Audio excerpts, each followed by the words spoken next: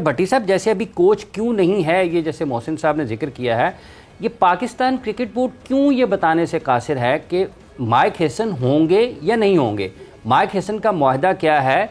जब शुरू में ये यहाँ पर ढोल बजाए गए और बहुत खुशी का इजहार किया, जी माइक हेसन आ गए हैं पाकिस्तान में, वो बहुत ज़्यादा दिनों के लिए पाकिस्तान के पास दस्तयाब होंगे, लेकिन उसकी तफसीलात बताने से गुरेजा क्यों है?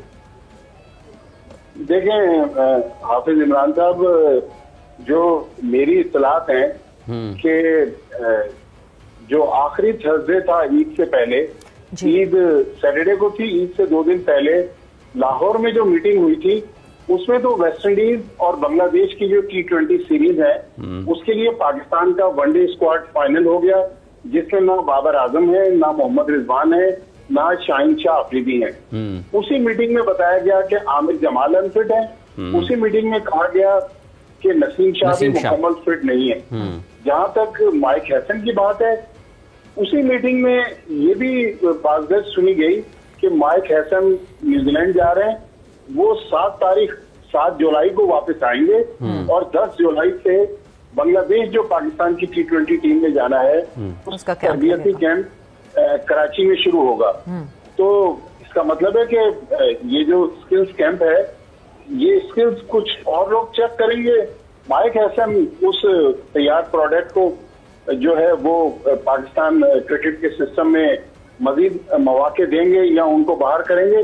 लेकिन मेरा सवाल ये है कि बाबर आजम पाकिस्तान के फॉर्मर कैप्टन, मोहम्मद रिजवान पाकिस्तान के फॉर्मर कैप्टन, शाहीन शाह अफरीदी पाकिस्तान के साबिक कप्तान, आज ही मैं पढ़ रहा था कि बाबर आजम का गालिबन बिग बैश में तकरीबन 11 या 12 करोड़ रुपए का कॉन्ट्रैक्ट हो गया और 19 तारीख को ये अनाउंसमेंट है। मोहम्मद रिजवान शायद ब्रिस्बेन से खेल रहे हैं और मेलबर्न की टीम से खेले शाहीन शाह अफरीदी, तो 2-2 महीने की तो इनको बिग बैश के लिए भी एनओसी मिल गई।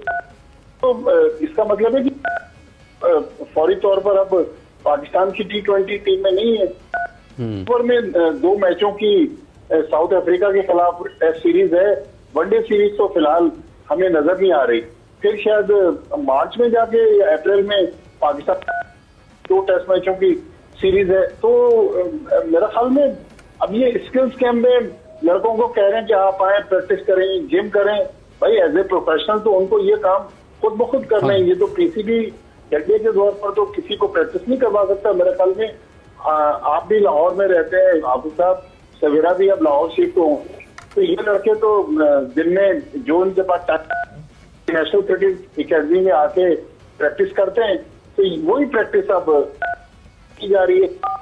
तो आकिब जावेद का बड़ा इंटरेस्टिंग, उन्होंने कहा कि आप देखिएगा पाकिस्तान टीम की जो परफॉर्मेंस है उसमें कुछ महीनों के या कुछ महीनों के बाद मैसिव चेंज नजर आएगा।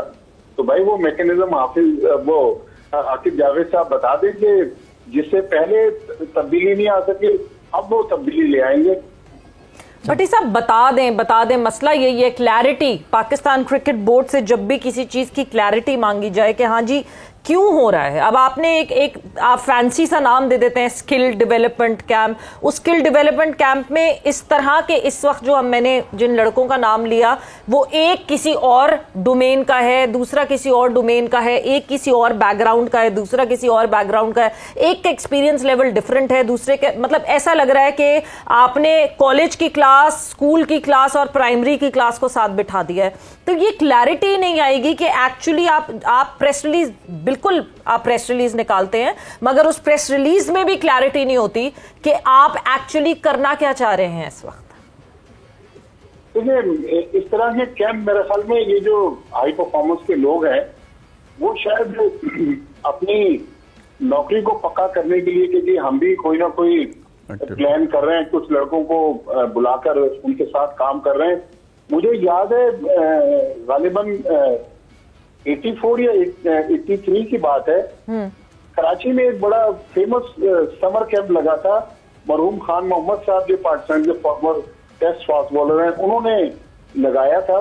उस वक्त कराची में इतनी गर्मी मई जून में नहीं होती थी, तो उसी कैंप से फिर वसीम अकरम सामने आए थे।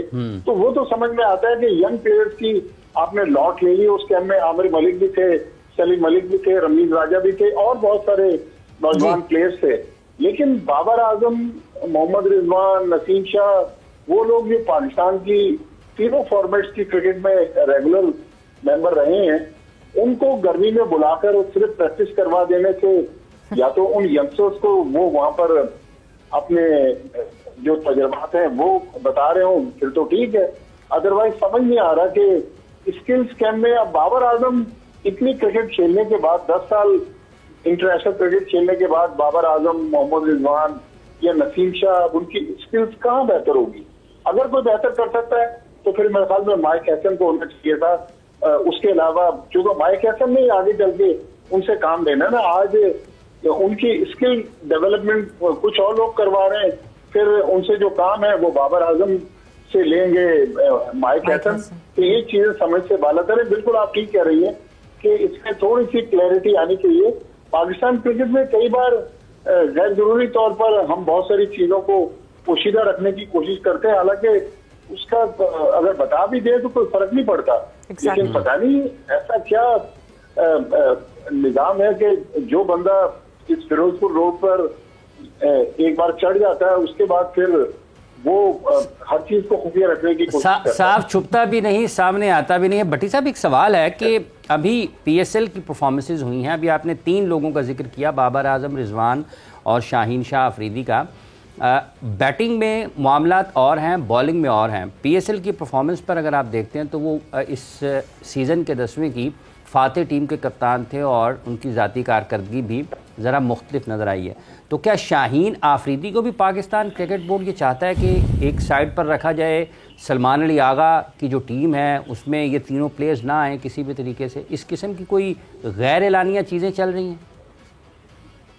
देखिए, मैंने एक दिन हाफिज साहब एक स्टोरी की थी, जिसके बाद फिर शाहीन ने भी मुझे फोन किया कि माजिद आप मुझसे पूछ रहे थे, आपने ये बात की, मैंने शाहीन को भी ये बात बताई और आपको भी बात बता रहा हूँ कि मैंने शाहीन को कहा कि शाहीन, मैंने अपनी तरफ से कोई बात नहीं की, मैं तो वो बात मैंने लिखी थी अखबार में जो उस मीटिंग में डिस्कस हुई थी। उस मीटिंग में ये मैं जो बांग्लादेश की टीम सेलेक्ट हुई थी उस टीम की बात कर रहा हूँ, जो सरीना होटल इस्लामाबाद में वो जिसमें वो 2 क्रिकेटर्स भी शामिल हुए थे जिसका नाम आपने नहीं लिखा। जी। हाँ। नहीं, बाद में नाम आ गया सर, नाम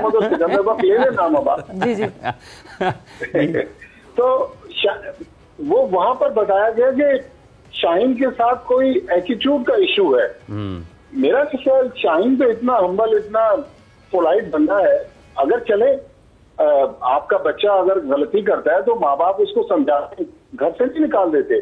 तो शाहीन के साथ अगर कोई इशू है, हमने दुनिया में बड़े बड़े क्रिकेटर्स देखे, अगर आपको याद ऑस्ट्रेलिया के एक क्रिकेटर थे एंड्रयू साइमंड्स, जिनका बहुत ज्यादा डिसिप्लिन का इशू था। क्रिकेट ऑस्ट्रेलिया ने बहुत ज्यादा उनके साथ काउंसलिंग भी की, सेशंस भी किए। फाइनली जब वो नहीं समझा फिर उसको फॉर एवर टीम से बाहर कर दिया। तो मेरा ख्याल शाहीन का तो इतना मसला नहीं है। हाँ, अगर किसी और की वजह से शाहीन को कहीं पे निगाहें, कहीं पे निशाना, तो फिर बात समझ में आती है।